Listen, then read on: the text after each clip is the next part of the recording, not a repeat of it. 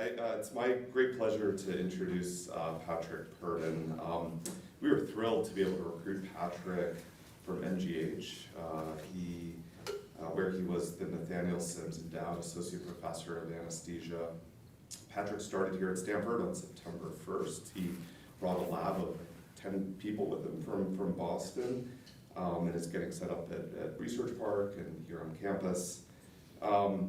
So Patrick has a very distinguished background. He did his undergraduate work at Harvard. He has a master's in electrical engineering from MIT and a PhD in biomedical engineering from MIT as well. He's made important research contributions on the mechanisms of anesthesia, EEG signatures of brain states, and novel technologies for brain monitoring, which I think we're going to hear about today. Patrick has published 120 peer-reviewed publications in prestigious journals. He's PI on 6 to 7 major NIH grants at this point, so it's hard to keep track. He's has 18 patents to his name. He's won many awards, including the very prestigious NIH Directors New Innovators Award. So we are so fortunate to have been able to recruit Patrick. I'm just thrilled that he's joining our department and looking forward to really amazing things to come. So thank you, Patrick. Thanks so much, Brian. Cool. Thanks, everyone. Thanks. Well, thank you all. And I have to say the pleasure is truly mine to be here. I've been for a long time, I realized that my path was out here, and I'll kind of explain more about that as time goes on. So the fact that Brian and the department were able to bring me out here is just a real joy and pleasure for me. Today we're going to talk about the EEG as a biomarker of brain vulnerability. But I hope actually the endpoint of this is that you get curious about what's happening in the brain and try it out. I am an inventor on a few patents assigned to Mass General Hospital related to brain monitoring. I'm also a co-founder of a startup company, Pascal Systems, which is developing technologies to aid anesthetic management. But the support for this research has all come from the NIH, previously also from the department at Mass General, and currently from our department here at Stanford. I'm not a real doctor, guys. So I'm an engineer, so take everything with a grain of salt. But actually, I spent a lot of time, with you all in the operating room. This is a picture from about 10 years ago now with myself and Emery Brown, and also a reporter from NPR named Tim Howard. We did a piece on Radiolab. Yeah, it was kind of last minute also. Like this is we were about to leave for Hawaii, my wife and I, to get married. She was my fiance then. And yeah, I was able to fit this in, and it became a Radiolab piece. It actually aged well. It's still on the radio now, so every once in a while you hear me. But I think this picture says a lot of things, and one thing I do spend a lot of time with you all in the OR, and so I hope that I bring some interesting third-person perspective to what you guys are doing, and can contribute in that way. But as Brian mentioned, I'm working on neuroscience, signal processing, mechanism of anesthesia. We'll get into that a little bit today, but today we're going to mostly focus on perioperative brain health. Okay, so let's take a look at an EEG. This is an old school SED-line from the late 90s, and for a long time this is all we had at Mass General. So we're looking at 4 leads from the forehead of a patient who's about to get propofol to induce general anesthesia. Every one of those tick marks is about 1 second of time, and you can see little deflections there, which are eye blinks. And then right about now there's a electromyogram artifact that appears in the bottom trace because, when you administer the propofol, it can have a burning sensation. So that EMG is kind of taking over. Yeah, so still some eye blinks. Now you start to see a little oscillation. Let's call it a beta oscillation, which is slowing down to about 10 hertz, an alpha oscillation. Now, the eye blinks went away, and now we have this slow oscillations, about 1 cycle per second. EEG is getting slower and slower. And when that slow oscillation appeared, the patient was unconscious. Now, we have this flat section, okay? That's called burst suppression. That's the brain is literally silent for seconds or more at a time during that suppression period.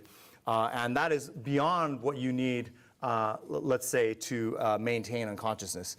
And if you go into any OR anywhere in the world that is, say, inducing with propofol, and you put on the EEG, this is the cascade, the sequence of patterns that you are likely to see.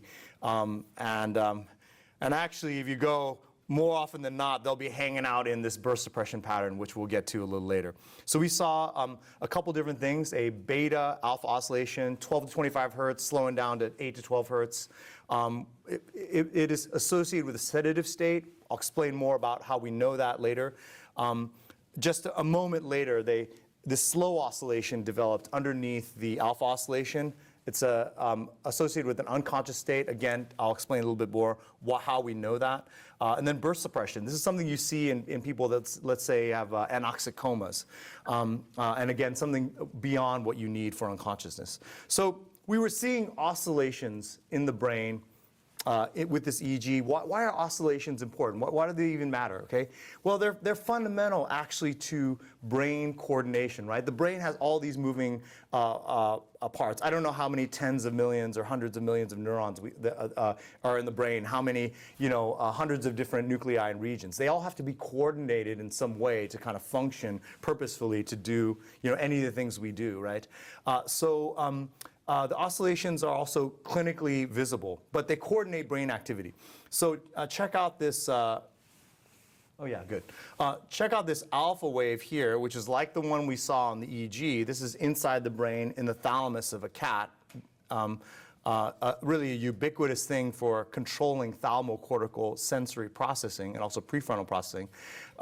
Underneath that, we can see a trace of a single neuron being recorded at the same time.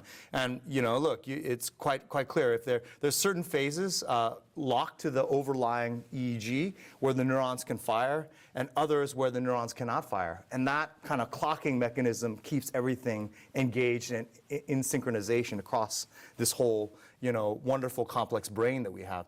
So if these oscillations are really fundamental for organizing brain activity, if we were to give, powerful GABAergic agonists, powerful alpha-2 adrenergic agonists, NMDA antagonists that are slowing down or blocking neural activity, we could imagine that we might throw off this timing.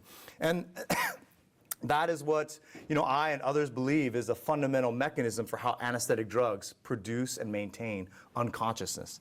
It's there, staring us in the face if we would just bother to look at it. And these oscillations under anesthesia are the biggest ones, among the biggest ones you'll see in the universe, if you will. They're as big as activity you might see during seizures, just to indicate how powerful they are. So let's just talk a little bit about mechanisms of anesthesia. We saw propofol induction, and we saw that raw trace. That's an old school way of looking at the EEG that we inherited from neurology going back to the 1930s. But if we were to just analyze this a little bit more, nothing too complex, but if we were to break down those waves into the fundamental components, we might see one component that's that slow oscillation about 1 cycle per second, and then that overlying alpha oscillation about 10 cycles per second. We can just count it out: 1, 2, 3, 4, 5, 6, 7, 8, 9, 10. And we could very readily see what's going on. On the other hand, if we wanted to be a bit more quantitative, rather than using calipers, we could actually analyze this data and break down the amount of energy in every frequency and actually do that as a function of time. So here we have about 20 minutes of time on the x-axis, all the frequencies going from 0 to 40 hertz, and we are measuring the amount of energy in the signal with this color decibel scale, right? So it's like the Richter scale. So we're getting quite large oscillations from the quite a large dynamic range of oscillations from the ends of this color scale. So blue colors indicate very small or non-existent oscillations, whereas the red colors indicate something that is large, so a lot of energy. And we can see that, okay, well, here's that slow oscillation. Let's map that to about 1 cycle per second. Boom, there it is. Here's that frontal alpha, around 10 cycles per second. And that jives our intuition for what's in the signal. And we can see that's kind of the only thing going on, all right? Now, what does it mean? How do we interpret this signal functionally? So I like to think of it maybe in musical terms. So the brain, if you will, in its natural state, kind of needs to process a lot of information. If we look at this EEG signal, we can think of low notes, the slower things as low notes on a piano keyboard, the faster things as high notes on a piano keyboard. And the brain kind of needs all the notes in the keyboard to communicate normally, right? So with propofol, what are we doing? We're taking away a bunch of those notes. It's only got 2 notes, bom, bom. Normally the brain wants to go do da do do da do do da. It wants to play with all the notes, but here it only gets 2 notes, bom, bom, something like that. All right, what do those 2 notes mean? So that upper note, we think reflects a disruption of thalamocortical processing and prefrontal processing. So prefrontal cortex, executive function, working memory, cognition, right? So that's just down to 1 note, right? Bah, that's all you get. Normally you want to play with all the notes, but you just get that 1 note. So of course, we can infer that those prefrontal functions are disrupted. How about that slow oscillation, okay? So here we were able to study many years ago now in human patients that were receiving electrode implants for epilepsy diagnosis and later surgery. So those folks got EEGs implanted intracranially. They also had these research microelectrodes that allowed us to record tens to dozens of individual neurons in the cortex. And when they had to come back to the OR and under general anesthesia to have those electrodes removed. So my team was able to come in and record from those electrodes during that transition to unconsciousness, all right? And I'll just tell you now before I forget, you're going to see my team in the OR in the coming months doing various things. And my pledge to you, my solemn pledge to you, is that we will not be a pain in the ass, all right? So you can imagine, like, at this time, like, we had, like, neurosurgeons staring over us. They didn't know me. I mean, kind of like, hey, come on, man, hurry the hell up. But we were able to conduct this experiment and everything that followed in a way that did not interfere with clinical care. So that's my pledge to you, not a pain in the ass.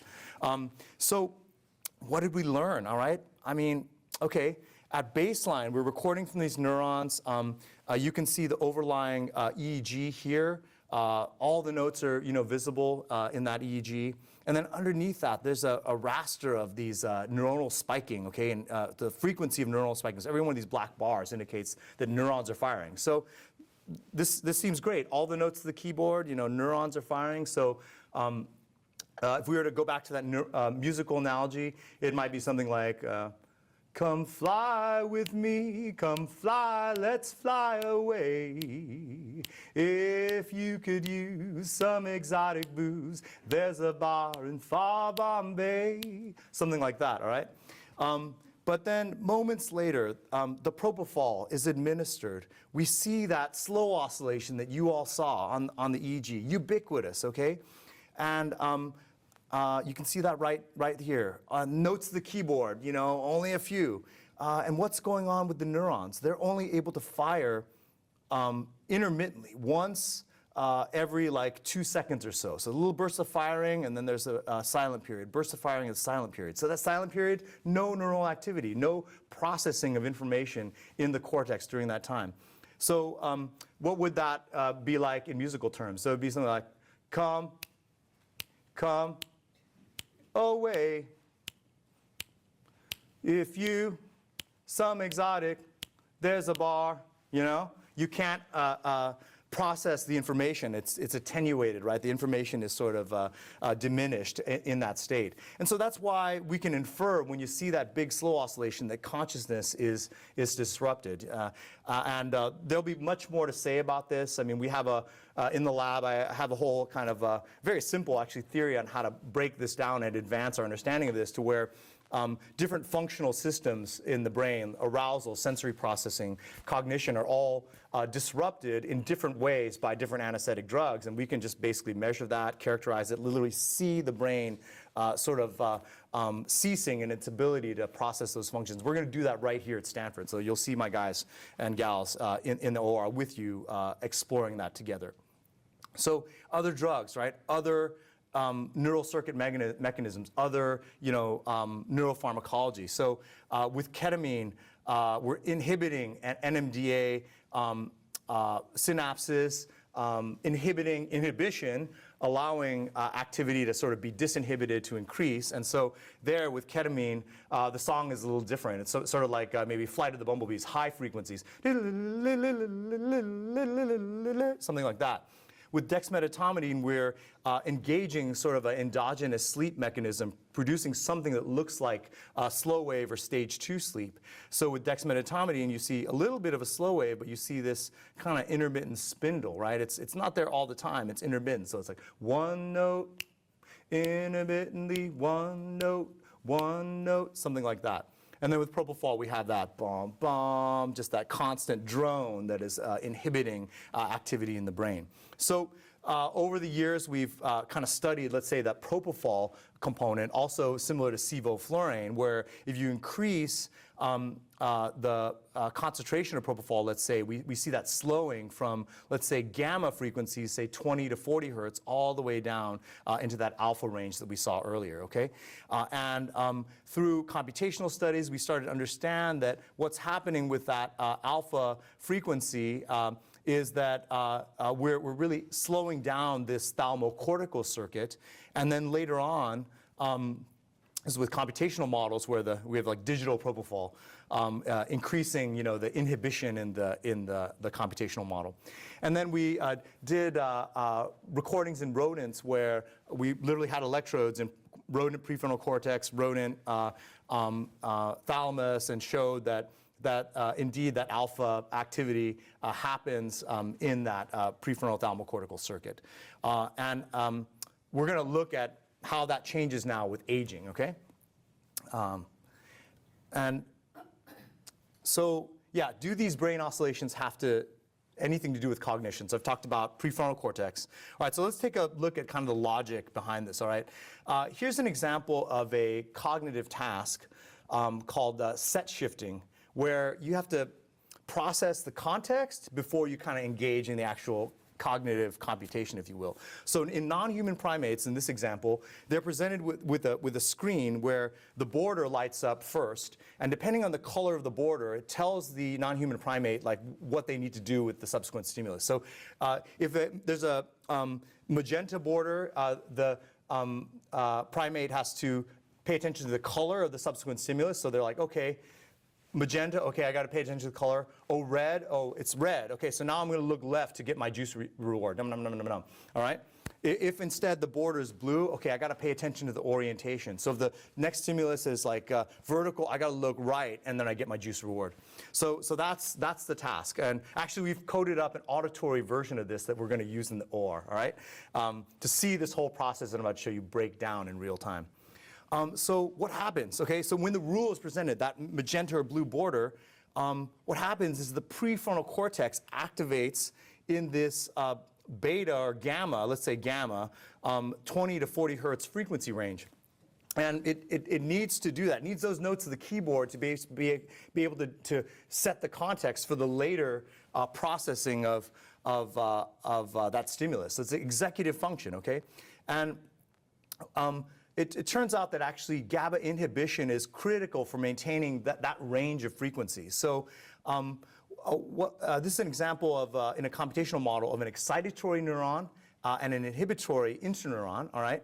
And essentially what happens is that when this excitatory neuron activates, it actually excites this inhibitory interneuron, and there's this kind of push-pull back and forth. So there's excitation and then inhibition, and then excitation and then inhibition, back and forth and back and forth. And the fundamental frequency at a gamma or 40 hertz-ish range is set by the time constant strength and the time constant of the GABA synapse. So you can imagine if the synapse is really, really strong, really inhibiting things, then it might take a longer time for the excitation to come back, right? So that's how this circuit sets the time constants, through inhibition. All right, and so you can imagine if you were to mess with inhibition, make it stronger, slow down its decay time, you could slow down the timing of that circuit. So that's why we're able to hypothesize at this point that if you slow down that circuit into alpha frequencies, the circuit should not be able to perform its function, And you know this empirically, right? People aren't like doing complex cognitive tasks when you put them under propofol, right? And that I think is why this is happening. But we're going to really test this hypothesis in the OR. It's coming to an OR near you, and not a pain in the ass, let me add. Okay, so does this tell us anything about the anesthetic requirements of, say, older patients? All right, so let's take a look at how this EEG that I showed you changes with aging. So here's a 30-year-old patient getting propofol for maintenance of general anesthesia. So we see this combination of slow and alpha waves, that prefrontal alpha waves that we looked at earlier. So that's a 30-year-old. Here's the color scale. It's going to be the same color scale as we go through. Here's a 57-year-old patient. Okay, it's the same thing, no surprises. What about an 80-year-old? So here's an 80-year-old, okay?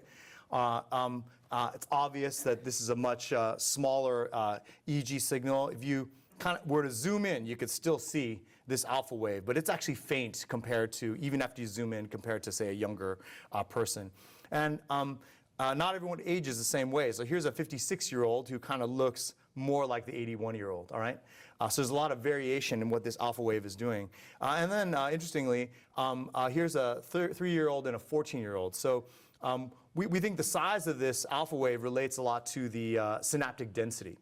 I don't have it in this talk, but there's these post-mortem studies of synaptic density, and it seems to line up with what we know about the size of this wave during development.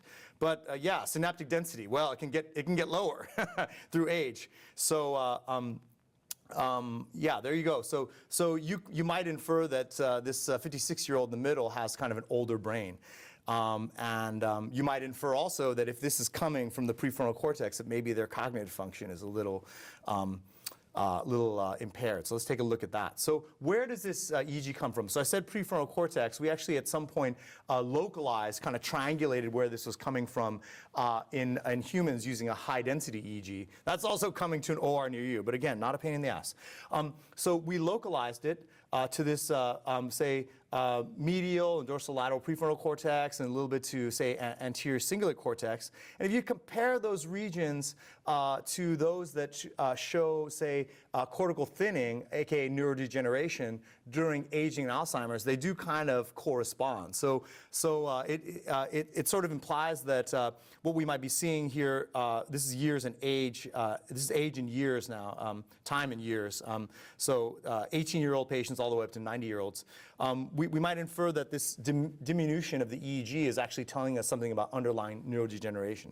So in 2017, Miles Berger's group did a analysis of EEGs and showed that this intraoperative alpha power correlated with preoperative cognition. So when the alpha power in the OR gets lower, so too does baseline cognition, right? So consistent with this picture, we're seeing something that relates to cognition. There was a follow-up study, Gutierrez et al. 2020 also showed something very similar. And here, this MoCA score, right? Like about 3 or 4 points on a MoCA score starts to put you into a range of a mild cognitive impairment. And you can see that on the EEG. 5 decibels on the EEG is actually big. You can see that. You can see that in the OR, all right? So the EEG is actually a pretty sensitive instrument for kind of telling you what the patient's state of cognition is. We talked about burst suppression, that state of a comatose brain, if you will, that again is beyond what you need for anesthesia. So it turns out that this alpha power is predictive of the likelihood of a patient going into burst suppression. So just 1 decibel decrease in alpha waves. So you can't really see that with the naked eye. That increases the odds of going into burst suppression by, say, 25%. As an example, here are 2 older patients from this cohort of about 100 patients that we looked at. Someone with a strong alpha wave, they're just going to maintain during anesthesia. But with this smaller alpha wave, they can come in and out of burst suppression. And it does seem to suggest then that the people with the smaller alpha wave maybe have lower anesthetic requirements. Further to that point, this next slide is kind of complicated, but I want to get through it, and we can talk more about it later. But this is a study of maybe about 40 or so, I forget exactly, roughly 40 patients who were receiving sevoflurane for maintenance of anesthesia. They were all getting, the same age-adjusted MAC. But Gutierrez et al. Looked at the MoCA scores and split them up into a low MoCA or a high MoCA group. So the low MoCA group is sort of getting into that mild cognitive impairment range. And so what did he find in the EEGs of these low versus high MoCA people? So it turns out that the people with the low MoCA had a kind of depressed alpha wave and an alpha wave that shifted a little bit to the left, to lower frequencies. They also seem to have higher slow oscillation power. So that combo of alpha wave shifting to the left to lower frequencies, higher slow oscillation power, that is kind of consistent with a deeper state of unconsciousness. So they got the same MAC, but the brain is more deeply, unconscious. And further to this point, we did this, this is a lot to cover in one lecture, but we did this thing called phase amplitude modulation. And basically, phase amplitude modulation, when it's more red here, it means that there's kind of more silencing of neuronal activity, all right? So deeper red, more silencing of neural activity. So the low MoCA people are again, more deeply anesthetized. So, oh man, the font didn't really scale well. So basically, these people with the lower MoCA, they actually had a longer emergence time by maybe about 5 minutes. They had all the signs of a more deeply anesthetized state, even though the MAC fraction was the same. Okay, so the picture that's emerging is that, hey, everyone's a little different, everyone ages a little different. People may be sicker, this isn't necessarily a permanent thing. If you actually cure their cancer or something, maybe this all comes back. So if you've got a young brain, everything's fine. If you've got an older brain, more than likely you've got lower baseline cognition, smaller alpha waves, more likely to go into burst suppression, lower anesthetic requirements, all right? So what does this have to do with maybe predicting an post-op outcome? Let's say post-op delirium, all right? So now let's take a look at this. So it turns out that people who go on to develop some form of delirium, it could be a subsyndromal delirium, but some aspect of delirium, some disruption of arousal, transient disruption of arousal, some transient disruption of cognition, right?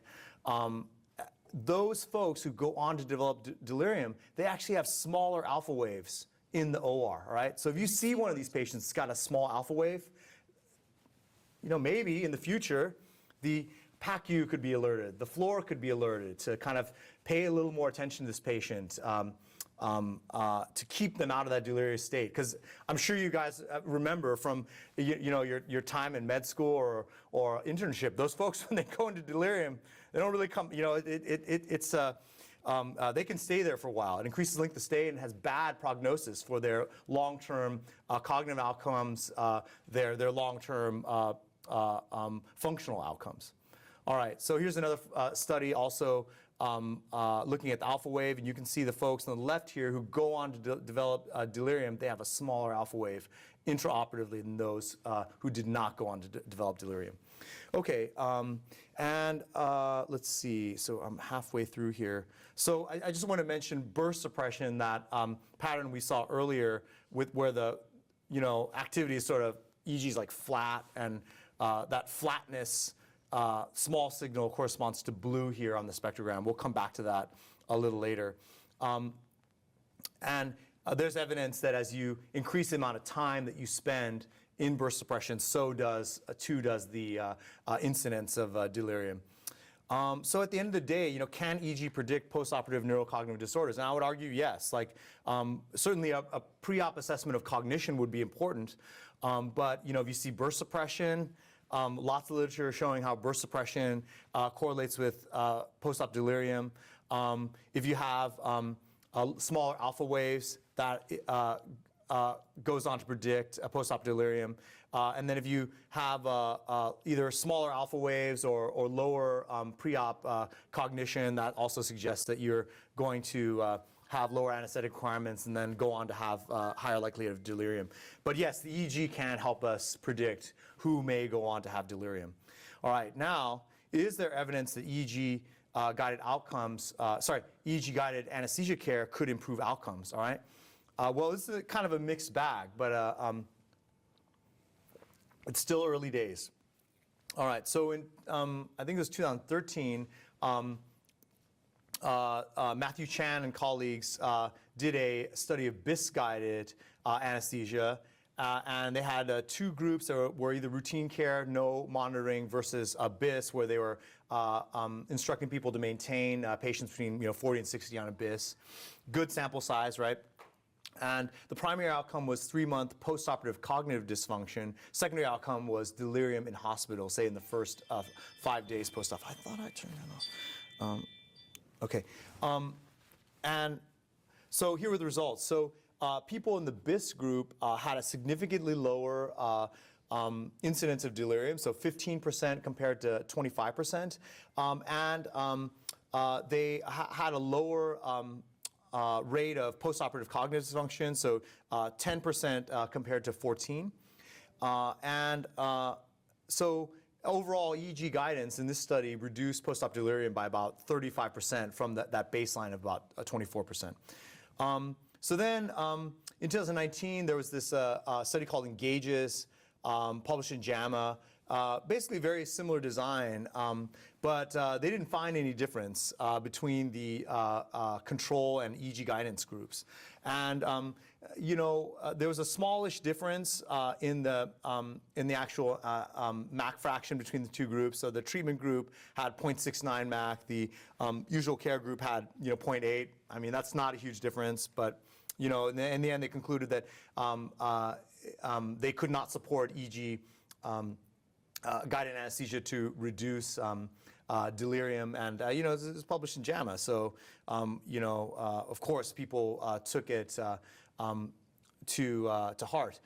So in retrospect, if you just look at the data in these studies, comparing, say, the CODA study and the Engages study, in CODA, there was actually significant difference between the two groups in terms of the MAC fraction for maintenance of anesthesia. So here we're going from about 0.9 all the way down to 0.5 something for CODA.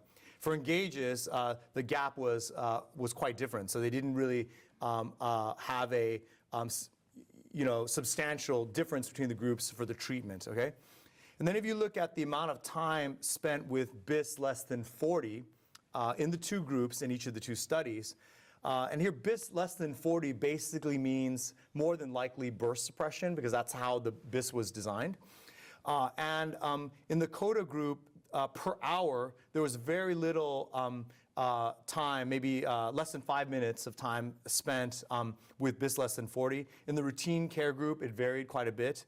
In Engages, both groups spent a fair bit of time with BIS less than 40, and the two groups overlapped a lot. So it's as if they didn't do a great job of kind of maintaining quality control for the EEG-guided group. Another shortcoming with the Engages study is that they didn't measure post-op delirium in the first day, right? If you were hypothesizing that anesthesia was doing something, you'd kind of expect it to be happening earlier on in the course, right? And the European Society of Anesthesia gave this guideline way back in 2017 saying that you have to really start on that first day with measuring delirium to kind of really get a good assessment of delirium. And they didn't do that in the Engages trial. So fast forward now to 2021, there was a branch of the Balance trial by Liz Everett, Tim Short, and colleagues, where they randomized between a high and low BIS group, so lighter and deeper states of anesthesia, and about 500 patients overall. In this study, what they found is that in the BIS group, delirium was significantly reduced to 19% from a baseline of 28%. 1 year post-op cognition was better in the high BIS group, the light anesthesia group, and they had a sizable, a larger gap in the MAC fraction. And here in this study, what they found was that the biggest difference between the high and low BIS groups was occurring on post-op day 1. So the low BIS group here has a lower incidence of delirium and that post-op day 1. And again, that makes sense, right? If you're looking at an anesthesia-induced effect, you expect that kind of happening sooner. Once they get onto the floor, they're out of your hands, and all kinds of other stuff is happening. And in a follow-up meta-analysis, they find that even after you take into account all these studies, including engages, there's an overall net positive effect of reducing delirium by using, let's say, EEG or BIS. All right, so why don't we use EEG routinely in the OR? What are the barriers, all right? I remember someone in a review article saying it was too expensive. It's $10 to $25 a case. I've been on planes. Back in the day when we used to travel a lot, I'd sit next to someone and you'd have the conversation, oh, what do you do? And then I'd ask them, hey, how much do you think it would cost to monitor someone's brain under anesthesia? First of all, I asked them, where do anesthetic drugs work? And they would figure out, they knew it was the brain, all right? And we don't monitor it, but everybody knows it's the brain. I then asked them, hey, do you think people monitor the brain? And they're like, oh, yeah, of course. And then I'd ask, hey, how much do you think it would cost? And they'd be like, estimating in the hundreds of dollars, right? That makes sense. No, it's $10 to $25. What about the equipment? It's free, right? Or it's $4,000. As a capital expense, this is de minimis, right? Okay, what's the cost of delirium, all right? Incidence of delirium is 25% in patients 65 and older. What's the cost of delirium? It's around $44,000 per occurrence per year in Medicaid care, right? And for the I guess better payers, right? The private payers is probably more, but for Medicare it's $44,000, all right? So then if you take a look at the different trials, like CODA, you can reduce delirium by 8%, BALANCE, you can reduce delirium by 9%. In a meta-analysis, you can reduce delirium by 4%. That's like $3, $4, maybe $2,000 of savings per patient just from putting on an EEG and titrating the anesthetic downward, right? And the cost of the sensor is $10 to $25. If you want to save some money, you should use some EEG. But even people in our field, like they will write editorials saying that, oh, it's too expensive. All right. So what are some of the shortcomings of existing EEG technology? There are a lot, all right? And part of the reason I came here was to kind of get after this, okay? So one of the things is that it's kind of a simple, oversimplified construct, right? A lot has happened between the 1990s and today. We know a lot about how the brain works. And this is a bit of an oversimplification, just to boil it down to one number between 0 and 100. The other problem is if that number doesn't actually work, that creates problems, okay? The BIS was originally trained on young patients in their 30s. And they've got this perfect EEG with the big slow waves and the big alpha waves. And this is an easy signal processing problem, right? You get into these elderly folks, they don't have an alpha wave. And at this scale, it looks like an awake EEG. So if the monitor expects to see that and it sees the other thing, well, the index won't be accurate, and it might, because the EEG just doesn't have anything going on, especially in the alpha wave, the BIS might read the EEG as belonging to someone who's awake, all right, even though there's some alpha power there. So and then if it reads as if someone is awake, the index will be high, and then the anesthesiologist will be compelled to increase the anesthetic exposure to bring the number into range, right? And that would then perhaps lead to higher incidence of burst suppression, because if you can't see the alpha wave, the other thing that the BIS can see is the burst suppression, all right? And so that's the thing that you have to work off of in these old brains if you don't have an alpha wave. So turns out that actually there's evidence that this story holds up. So in this study by Besh et al., people were maintained at a BIS between 40 and 60. I think they might have used feedback control for that, so they really made sure that they were in 40 to 60. All right, and then it turns out that the folks between 60 and 80 years of age, they were 4.8-fold more likely to be in burst suppression than, say, younger folks. If you're 80 or older, you were 10-fold more likely to be in burst suppression, right? Because that's all the monitor has to go off of. It doesn't know that it's an old brain. So in these older folks, the BIS is biased towards burst suppression. And it still produces a good outcome, right? I mean, that's kind of amazing, but it is biased towards this excessively deep state of anesthesia. So for older folks, what I used to do at Mass General is just teach people to use that raw spectrogram, that raw EEG. Because if you adjust the scale, right, you can see those waves and feel more confident that you're reading the right thing in the EEG. So in summary, these alpha-induced EEG oscillations relate to underlying cognition, and they diminish with age. And the smaller alpha waves are predictive of postoperative delirium, And there is growing evidence that even with a totally imperfect tool that we have now, and it's just old, look, things should change more often, right? If you develop something in the 90s, there should be a few updates. We don't see that yet. We're working on that. But it's 2023, right? We're due for an update, right? Finally, an update. And things will get better, even with things will get better. We'll have a better device, and this evidence, I predict, will improve for utilization of the EEG to improve outcomes. Okay, so I came out here to have interviews. See, a lot of you here that work here, you've went through this experience. So you sit down and you're having a conversation, and it starts off. So why do you want to come to Stanford? Right, and so. I don't know what I said, but it was long-winded. But I think to boil it down, why did we come to Stanford? So I think to boil it down, in Boston, we learned how to understand the present. We learned that very well. But at Stanford, we're here to create the future. All right? That's why we're here. And here's the present and the adjacent future. And there's a lot of adjacent future we get at, but this is what I could come up with overnight. Okay, so we need a lot of training and education to teach people how to use the EEG well and have it not be a pain in the ass.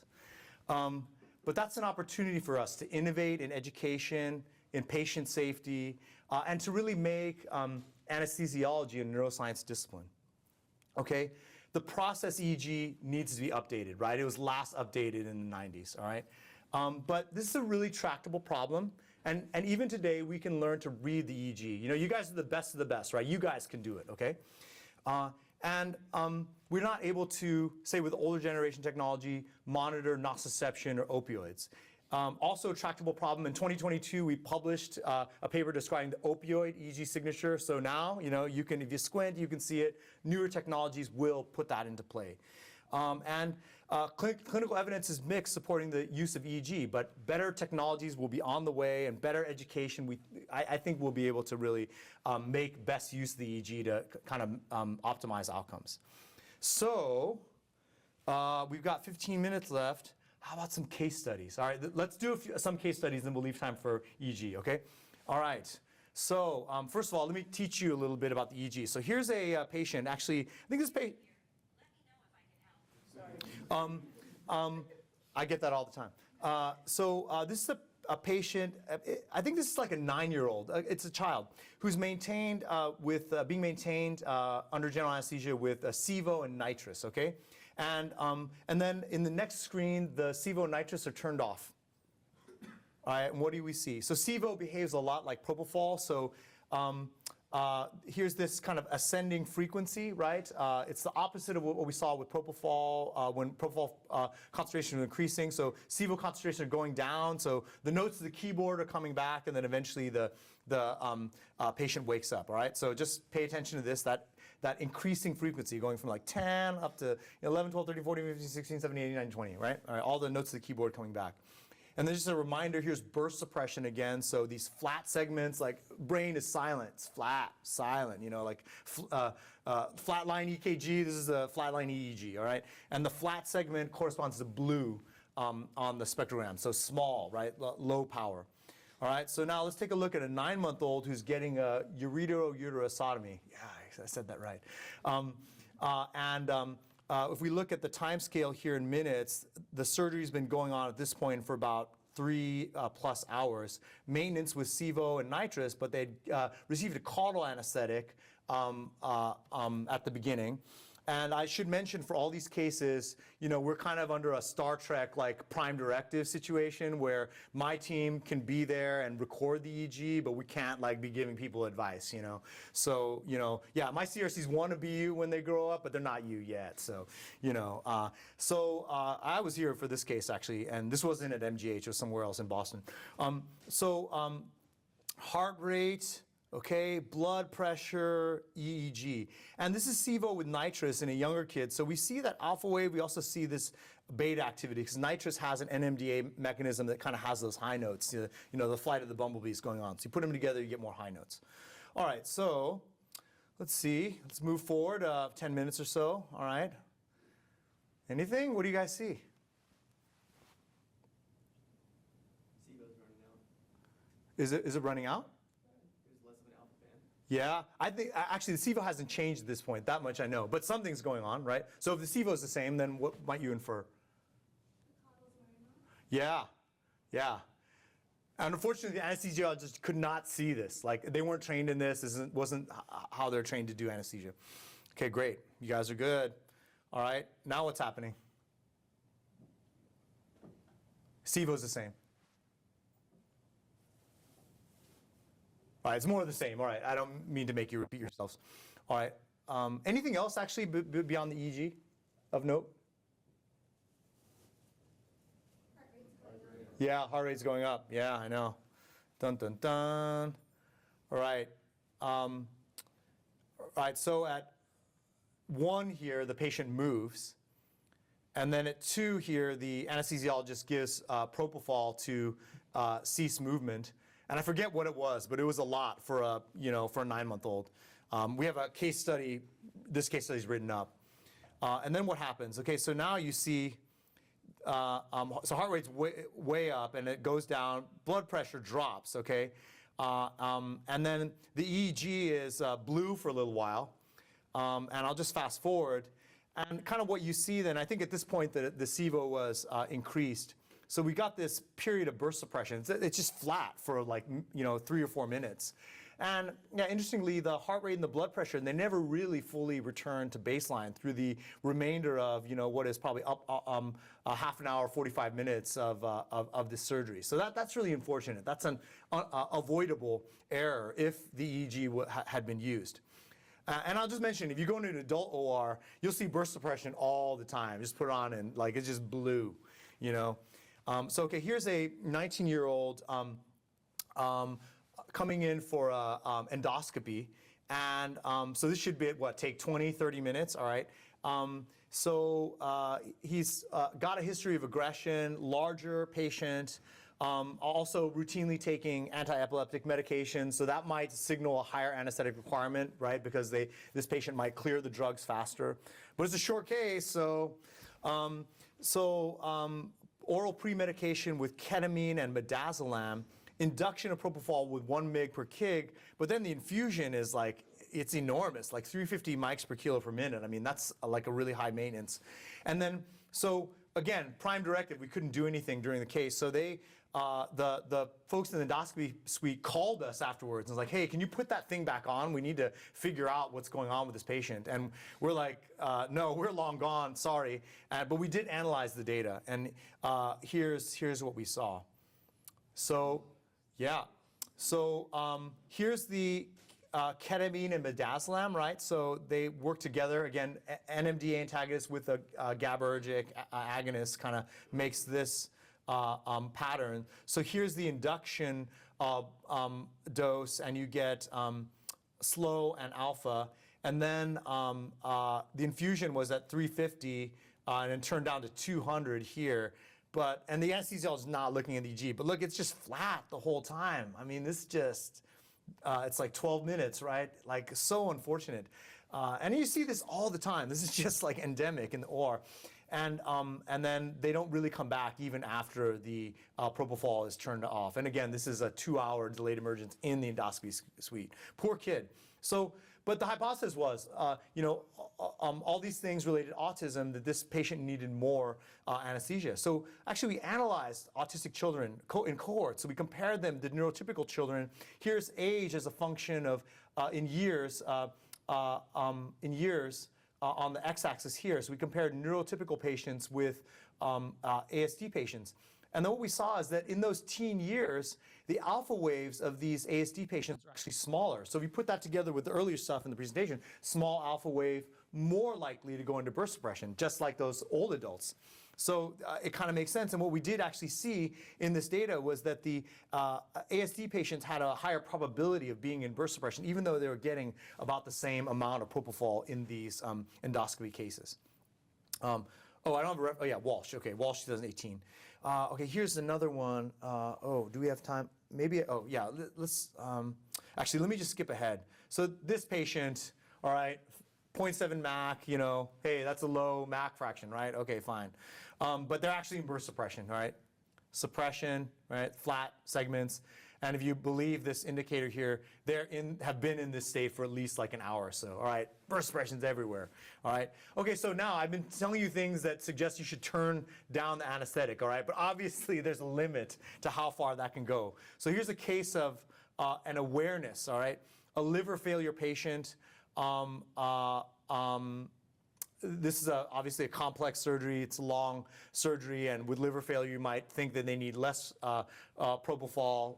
Fine, but you really should pay attention to the EEG in that case as you're turning things down. So here is the frontal spectrogram. I don't have the original data from this. This is actually just pulled from a poster that we helped to prepare.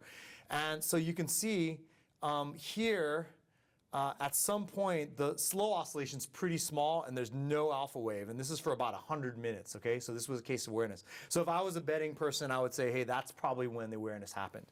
And then thereafter, the alpha wave comes back. Now you'll note, the alpha wave is small in this patient, right? This is a sick patient, okay? So, maybe their prefrontal cortical function is not that strong due to their background illness. So here's what you do in these older, sicker patients, okay? At baseline, they're gonna have a barely visible alpha wave, all right? You turn up the scale, right? You adjust the gain on the spectrogram display and also on the waveform display. You adjust the gain so you can see the signals, all right? That's all you do. You will encounter patients that don't even have an alpha wave. For them, you got to rely on that slow oscillation, all right? But you can still use it in that situation. It's better just relying on a number between 0 and 100, right? Okay, so educational resources. We've got some YouTube videos. No one should learn anesthesia from YouTube, so we should have an educational program. Let's do that. Let's make an educational program. But for now, YouTube. Yes, thank you.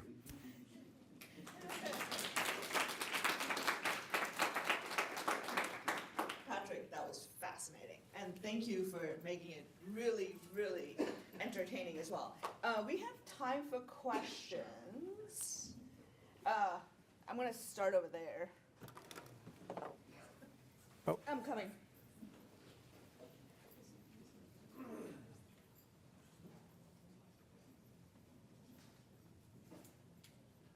Thank you so much for this talk. It was really wonderful.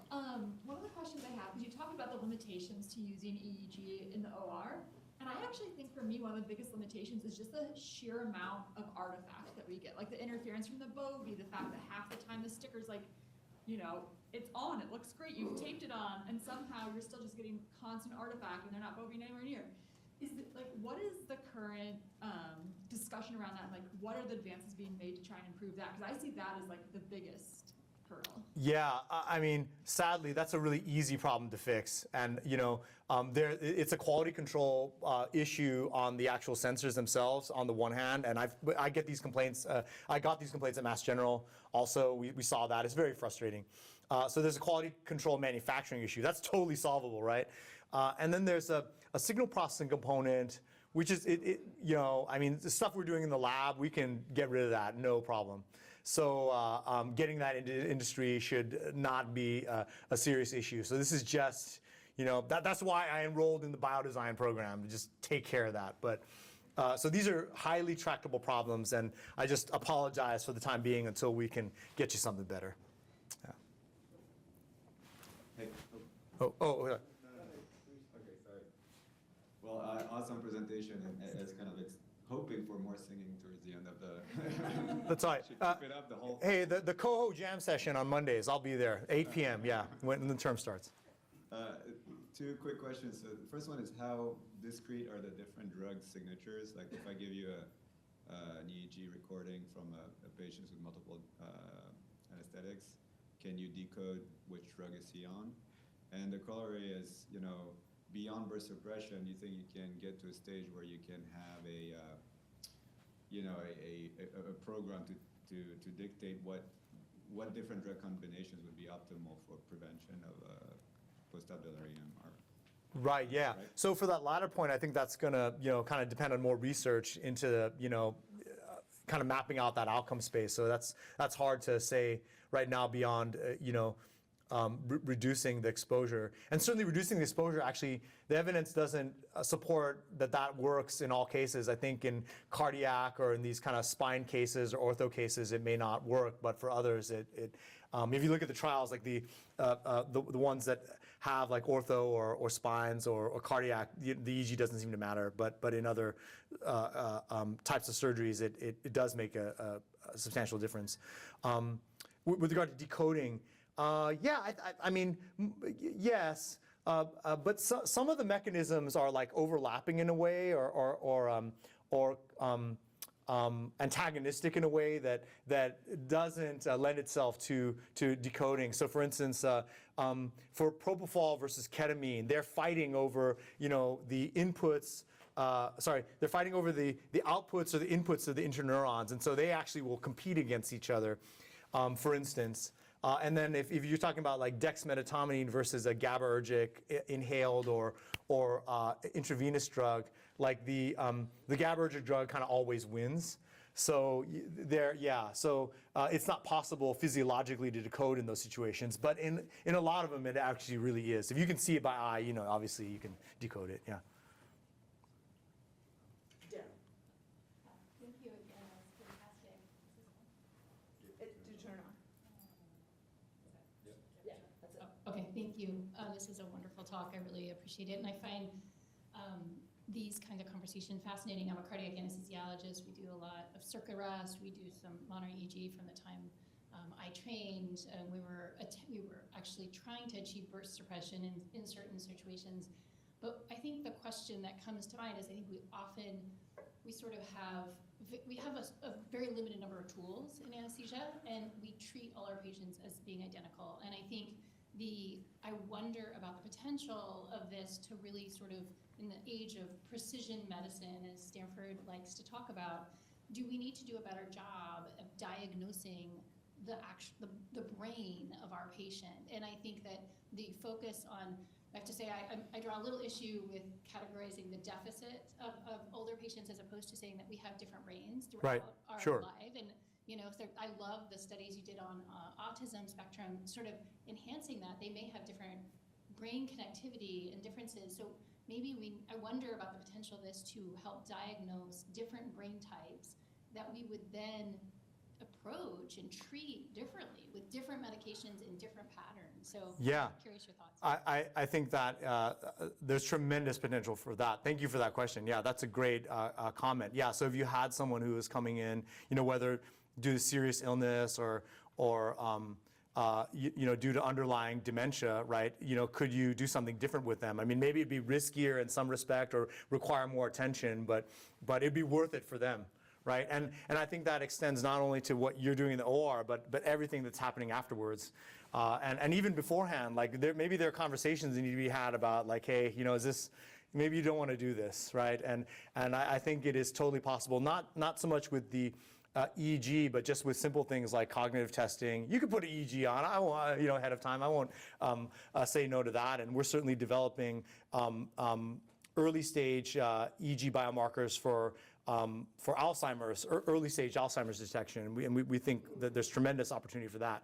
But yeah, overall, I agree with the fact, with the idea that we can be more precise and have alternatives. Yeah, that's a great thought.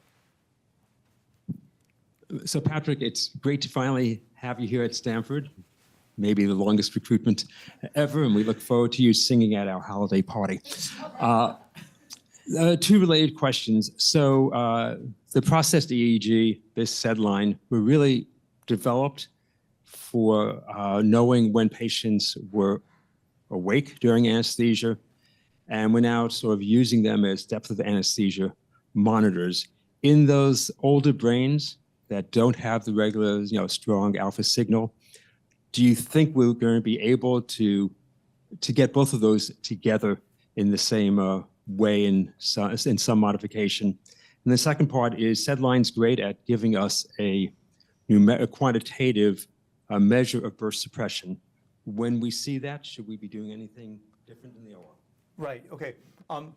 So with regard to aging, can we account for all these differences in aging? I think we can. Yeah, because the characteristics of the signal are changing, but the underlying physiology of alpha waves, those small, and of the up down, on and off of the neural firing, that's still there. That's fundamental, and there are ways of getting at that are really accurate, and really efficient statistically. So I have no concerns about that.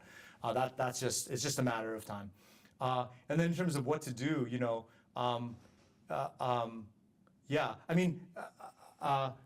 your Daryl's earlier point, like sometimes you want burst suppression, like you might need it for neural protection.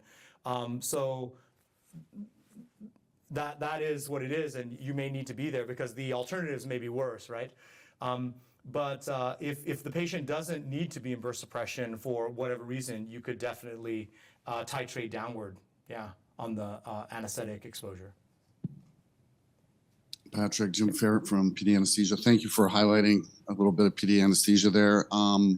Could you touch briefly on how much this is used post-operatively, specifically like the ICU patient you were referring to? Because in children, sometimes we have paralyzed kids. They're under neuromuscular blockade, and the ICU is flying blind. They have no insight into whether the child's awake, asleep. Have you seen it used there in Boston? No, we've recorded it. There might be some folks now that are taking it forward, but not at high volume. I was in Germany once at Charité, and I saw they used it a lot, like in, I forget which ICU it was, but it was probably controlled by, run by anesthesiology. That was the only place that I've seen it in the ICU, but we should. I think it's more challenging, but worthwhile, right? I mean, in terms of the amount of time they're receiving these drugs, I think it's so worthwhile for us to go after that as a problem. That's one of the things I'd like to do here, actually, is to try to really understand what's happening in the ICU. And I think in the state of critical illness, the EEG signatures are all going to change. You're not going to see any of those higher notes at all, and that becomes more challenging. But I think the payoff for us understanding that and how to respond clinically is going to be huge, I think. So let's do it. Yeah.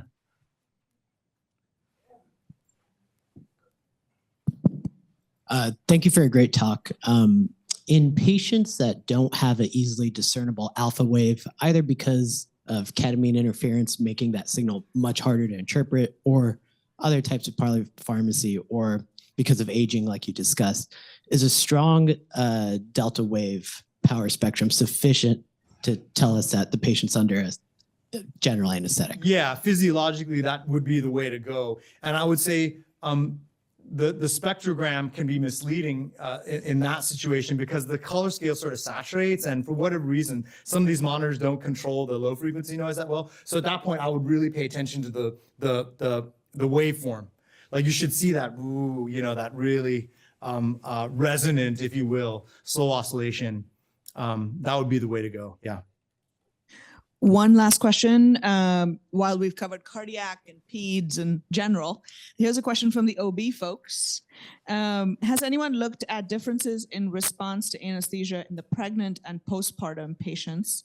Are patients who undergo placenta accreta surgery get converted to general anesthesia after delivery? So it would be fascinating to explore progesterone effects on brain function. Also, do perioperative brain waves correlate in any way to meaningful postoperative outcomes, memory loss, pain, etc.? Okay. Let's see. So OB, we haven't looked at that yet, and so I think that's a future topic. Yeah, and it would be fascinating. In terms of EEG correlating with pain, yeah, that's a future topic also, but I have high hopes. I mean, so for instance, this past year, my lab published a paper just looking at electronic health data, looking at how opioid exposures related to post-op pain and opioid requirements. And what we found is essentially, at least at Mass General, they were withdrawing intraoperative opioids to the extent that lower opioids were actually related to kind of worse pain and worse, higher amounts of opioids postoperatively. So if that correlation between intraop opioids and post-op pain and opioid outcomes is true, then the EEG ought to relate also, because we can track the opioids signature in the EEG now. So yeah, I have high hopes for that, and we're working on that. Yeah. Okay, with that, this is the end. If you want to hang out. Yeah, if you sure. wanna ask Happily. questions. Yeah. This is fantastic. Thank you. Patrick, welcome to Stanford. Thank you. And thank you for being our grand round speaker in the first month of your being here. Yeah. Thank you It's a very pleasure. much. Thank you so All much. right. Thank you, guys.